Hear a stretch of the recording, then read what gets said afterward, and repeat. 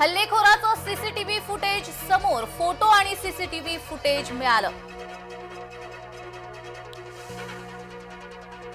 सैफ अली हल्ल्याप्रकरणी आरोपीवर गुन्ह्याची नोंद, पोलिसांना संशयित हल्लेखोराची ओळख पटली। चोरीच्या उद्देशाने घरात घुसल्याचा गुन्हा नोंदवला। सैफच्या हल्लेखोराला सोडणार नाही, मुख्यमंत्री देवेंद्र फडणवीसांनी दिलं आश्वासन। मानेखालील खोल जखमेमुळे सैफ डॉक्टरांच्या निरीक्षणाखाली। सैफ अली खानच्या शरीरावर 6 जखमा, त्यातल्या 2 जखमा गंभीर। सैफवरील हल्ल्याचं कारण शोधण्यासाठी विशेष पथक, 1 संशयित ताब्यात, तपासासाठी 10 टीम तैनात।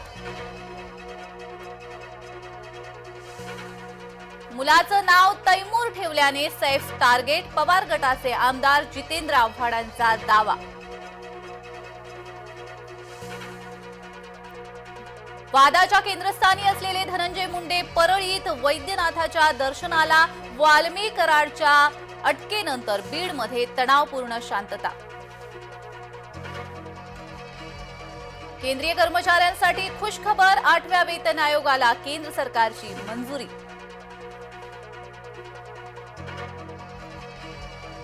राज्यातील घुसखोर बांगलादेशींचा शोध सुरू, माहिती घेऊन सरकार कारवाई करणार।